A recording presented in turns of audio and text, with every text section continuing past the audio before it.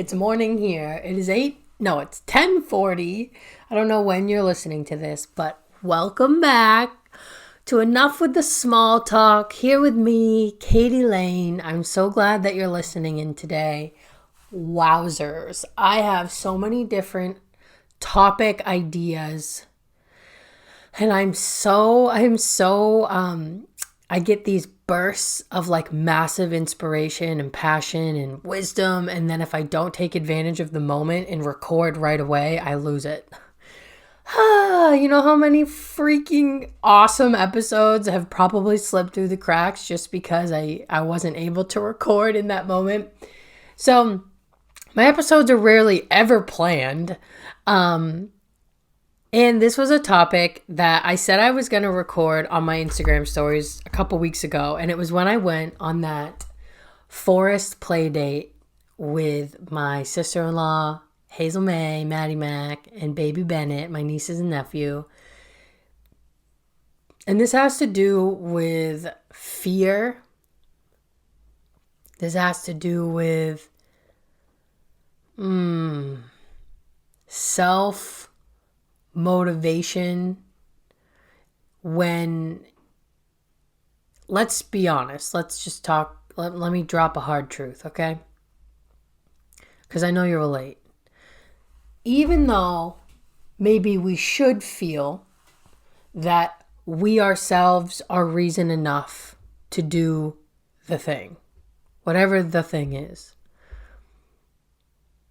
sometimes it's not enough. You notice that? You find yourself in this like, why can't I just do it? Why can't I? And I had this like, this was just really emotional when I reflected back on it. And so I've been going through my physical healing journey, right, with my back injury. And I've made so much progress, right? And one of the biggest challenges for me, all of my clients that have dealt with physical injury or chronic pain or illness, is kinesphobia. I think I'm saying that right. It's basically fear of movement, fear of doing something that's going to set you back, essentially, right? When you experience that level of pain, you want to avoid any possible triggers, right? We get into this really protective, guarded state of mind and physical state of just really wanting to eliminate the risk. And that's something that I've been really breaking through and working through over the last year. And I can tell you that it is one of the most significant reasons why I've made so much progress recently in the last year. But I still struggle with it. And one of the things is running. So I'm able to jog when I feel well, like for 30 seconds. You know, I still haven't really full out sprinted. I still get a little nervous right before I'm about to pick up my feet and pick up the pace. And I still go back and forth. Like I desire, like really wanting to try to start jogging again and running. But I really battle with like, okay, well, is it worth the potential risk, right? Even more than that, it's just I still have a lot of fear around it. And so Hazel May and I it was such an awesome day. We're out in the middle of the woods. There's all these awesome trails. Like fall is in full bloom, so all the leaves are falling. The forest is like yellow and orange, and the leaves are all on the ground. There's water. We were sitting right on the water, and then you come out of the woods, and there's this massive playground, and it was windy. And Hazel's 4, and she's literally like my soul mini. I feel so connected to her in so many ways. And it was windy, and so we started trying to catch the leaves as they're falling out of the sky, right? Like wholesome, true fun. We're running around, catching the leaves. I'm like thinking in my head, I'm like, wow, I'm really proud of myself. Like I'm really moving really well. I'm like kind of moving really fast. And dancing. We made up like a wind song. We were trying to get the wind to come and blow the leaves so that we could, chase it as they're like falling down and they swoosh around. But as soon as they go left, then they go right, and it's really hard to catch the leaves. I highly suggest if you have children, young children, or nieces and nephews, on a windy day, go leaf hunting. Go catch some freaking leaves. It was so fun. So we're getting ready to go pack up and head back to the car, and she's holding my hand, and we're in the parking lot, and it's a gravel driveway. And she says to me, Auntie, let's run. Let's beat Mama and Maddie. She wanted to race Mama and her sister, her little sister, who's 2, Maddie Mac. Auntie, let's run. Let's go. Oh, and it's instant in my head, right? I'm like, nervous, instant fear, just instantly. And I've said no to Hazel and Maddie.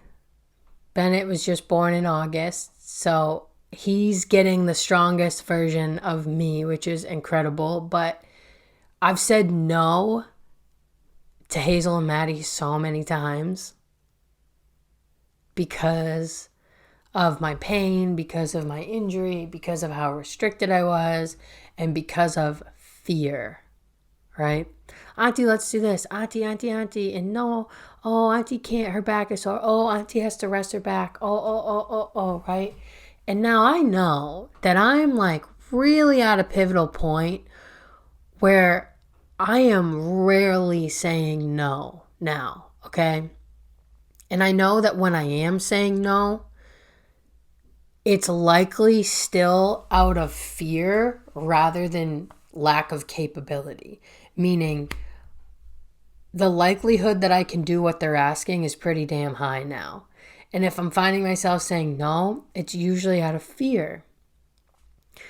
So she's holding my hand. Auntie, let's go, let's run. And my initial reaction was to say, oh, no, say something as to why I couldn't. And I said, okay. So we start running. And I'm like, okay, I'm feeling okay. And I'm holding her hand. And she's so excited, you guys. She's so excited to be running, okay? Auntie, faster, go, beat Mama, go. And I am like shaking in my boots with fear, okay? Like, oh, because I really hadn't ran faster than what we were running at right then and there since I hurt my back years ago. And she's going, Auntie, run, faster. So what do? I say, screw it. And I start running faster.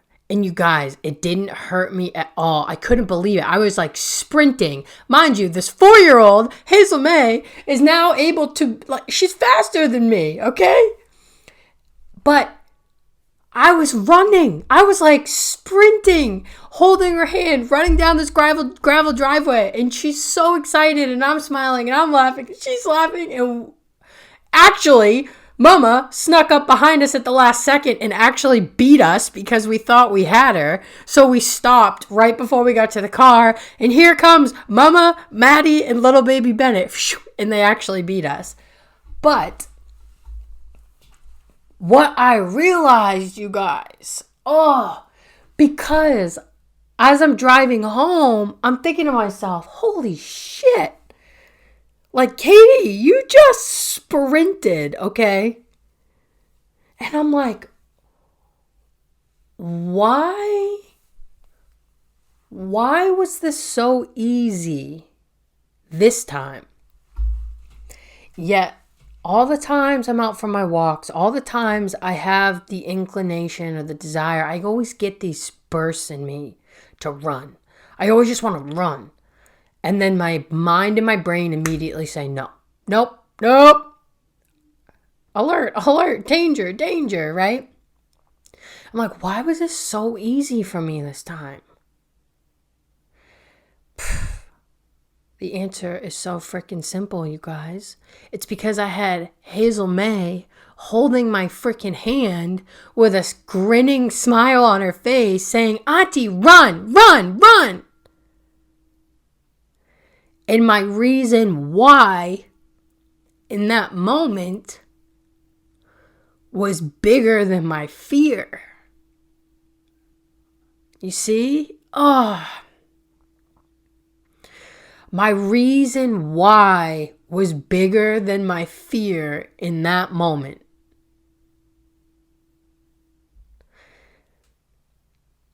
This is everything. This is everything. Our reason why has to be bigger than our fear.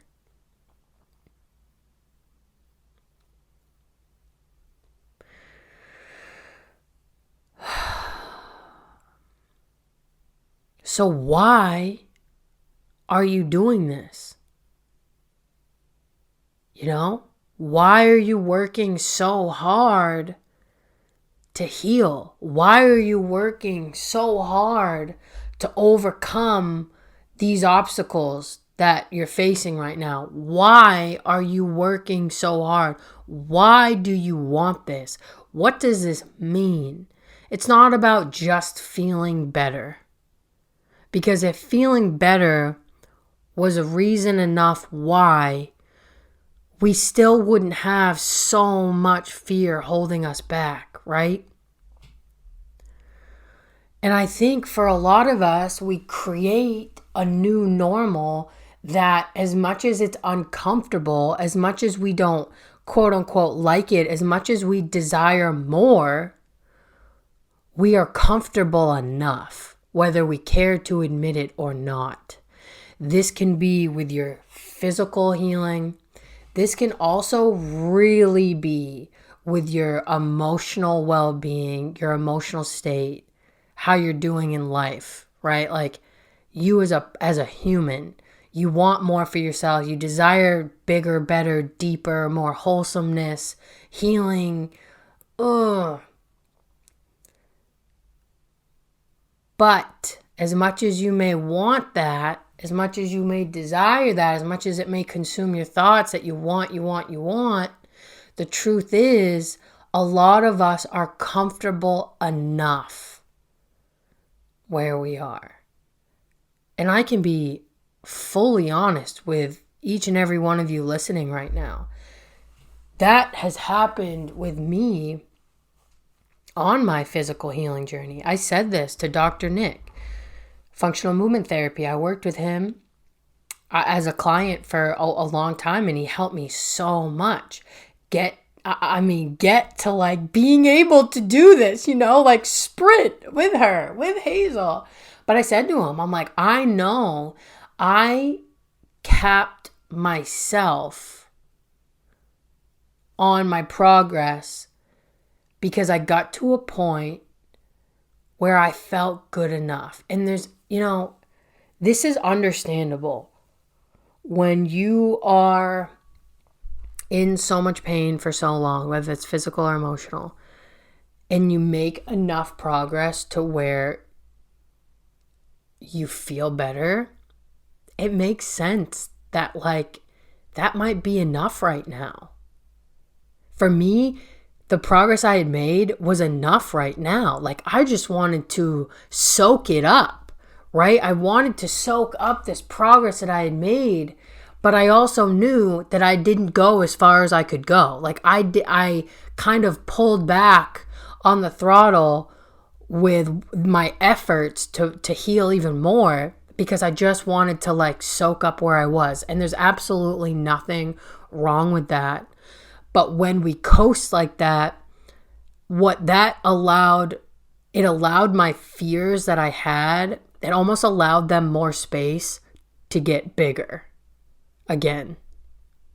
This is what I realized, right? So my fear of movement, of doing certain things, part of what got me so much progress was really working with Nick and working through the movements that I was afraid of, right? And So it's a double-edged sword. When I stopped going full throttle with like my exercises and all my effort and my walking and it was like freedom to not have to do those things just to function, right? Which is incredible. I mean, that's such an accomplishment to get to the point physically where I am not reliant on my exercises anymore. I'm not reliant on my walking just to be able to get up and go and function and feel okay. And that's like, that could make me cry, like that's incredible. And I know so many of you listening are at this point too, where like you've come so far, and we absolutely need to recognize and celebrate that. But I also know there's so much further that you want to go, but you're struggling to get there, right? I know this. And for me, this was really eye-opening, was like my why. I don't have a why right now that's bigger than my fear, that's bigger than my complacency, right? Like for a long time, our why is the pain. The pain is so freaking bad that it is big enough to motivate you to get up and do your walk and do your PT and eat nourishing foods and be on a regimen, be on a routine and do the things that you need to do and focus on your mental health. And like, once you realize the necessities of making you feel better, it becomes so much easier to follow through. You become so much more motivated when it's direly necessary for your ability to function and feel okay. And then when you get to a point where you don't need those things anymore, we've talked about this with myself and the ladies in the inner circle. So the ladies in the inner circle are both women who are on a physical and emotional healing journey, and they have struggled with chronic illness, chronic pain, a lot of, unexplained things going on in the body. So a really emotional, heavy, complex journey to healing and growth and feeling better, right? Like extremely heavy is the word that comes to my mind. So many unanswered questions, yet really doing the work to help themselves and find answers and sink into the things. And the things that I know for those women that have made them feel better is movement, yoga. Kanisha, I think of her yoga, focusing on nourishing foods, cutting out, the stuff that just doesn't make them feel good, surrounding themselves with people who lift them up and support them, taking a hard look at their jobs and what they were doing for a living, taking a hard look at the relationships with their families, with their significant others, like all these big things in our life, like really looking at the big things that contribute to our overall health and well-being, and noticing where there's really, really, you can see the things that are really sucking the energy and the life out of you, right? And when you're in such a dire place, it's desperation. When you are ill, when you are injured, when you are in pain, motivation is usually, from my personal experience anyway, when I was completely debilitated, it's not even motivation, it becomes necessity. Just like we wake up, whatever your morning routine is. Some of you might not just take a shower and brush your teeth right then. Like, whatever your morning, what you do in the morning, or whatever you do throughout the day, you go to the bathroom, right? Like, it's a bodily function. It becomes a necessity. That's what these things become to make ourselves feel better when we're in such pain. They become our necessities. When they're no longer necessity, we are no longer as motivated to do them because the need is not so great. So my point is if you're really struggling to do what it is that you might have a deep desire, but you're struggling to take the action, or you're not feeling, I'll use the word motivated, you're feeling stuck. I guarantee you, your why right now is not bigger than your fear. Your why is not bigger than your fear. Right? So what do we need to do? We need to get clear on our fears. And we need to figure out our true and authentic why. That a why so big that when you're afraid to move, you move anyway. Like Hazel May. Right? Auntie, run, run. When I say to myself, Katie, run, I don't move. I'm still afraid.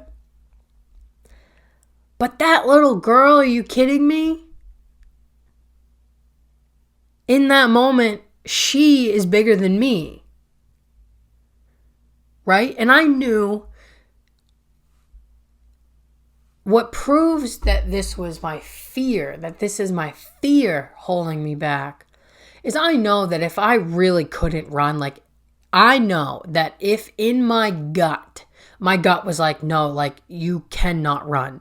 You will get hurt. I wouldn't have ran. I would have said, Hazel, my auntie can't run right now. I have to rest my back or whatever, right? Let's walk fast. I would find a way if I knew I truly wasn't going to be okay. But I knew I was going to. This is the thing. It's like I knew in my gut I could do it, which is why I did it. And I just needed a bigger reason than me to do it. So whatever it is for you, whatever it is your fear right now bigger than your why? I want you to picture a scale. And right now the scales are, your fear is heavy. Right? And your why is too light. So the why is up, the heavy's down, the fear is holding it down. It's like you're rooted in fear, right? If your fear is so heavy, think of it, it's bringing it down to the ground, and your why is up in the air, right? It's almost like you're rooted in fear. So your actions are rooted in fear. We know we are never going to get to where we want to go. We are never going to be who we want to be. We are never going to accomplish what we were going to accomplish if our decisions in life are rooted in fear. Forget about it. So we need to flip the scales, right? To where your why is so heavy and so big and so bold and so massively important and so heavy in a good freaking way that it flips the scales and you are rooted and grounded in your freaking why. You are making decisions that are rooted and grounded in your freaking why. That's the most direct, true, wholesome route to getting what you want for yourself, being who you want to be, accomplishing what you want to accomplish, achieving what you want to achieve, a healing in the capacity that you want to heal in, being rooted in that why. And many of us, the scales are flipped. I mean, I would say it's probably more common, right? That naturally, as humans, we are rooted in fear, which is why this type of work and this type of support and surrounding yourself with women like the women in the inner circle, who this is what we're freaking focused on, is navigating this and uncovering this stuff and overcoming our fears, naming our fears, gaining clarity around problem awareness. You know, where are the cracks here? Where can we fill in? Where is our room to grow? Where is our room to gain clarity and confidence and understand what it is that we need to do to be who we want to be and to achieve what we want to achieve, but then have the support in the process, because it's not freaking easy. Just because you have clarity and awareness does not mean that the path to get there, that the action steps necessary to take are going to be easy, right? This is what we do in my one-on-ones, is diving deep into this, into you. You know, it's like human nature to be rooted in fear. You don't need to be struggling with severe depression or severe anxiety to reach out for support or to seek support, to seek guidance and help and switching those scales. You know what I mean? Community, support, these are essentials in life that have been, quite honestly, lost and have faded. You know, deep, true human connection. And this type of support, like community, deep one-on-one connection, those are grounding. You want to talk about things that ground you? Being in a space where you can speak your freaking truth, it's the best way to get grounded. Time and space for you to actually speak truthfully how you feel. Because oftentimes our fears aren't as clear as one might think. Our fears are rooted and run so deep within us. There are usually so many layers to peel through to actually get to the root of the fear, and to flip the scales, to have your why heavier and bigger and more important than your fear.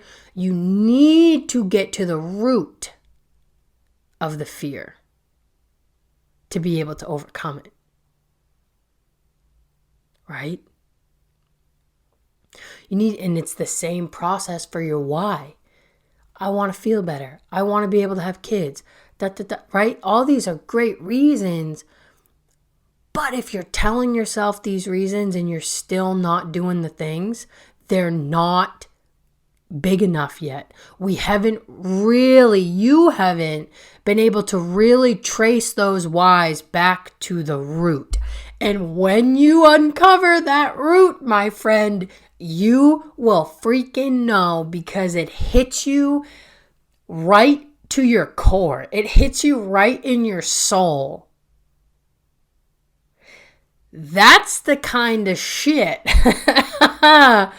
that helps you move forward with purpose and passion in your life to do the dang things, right?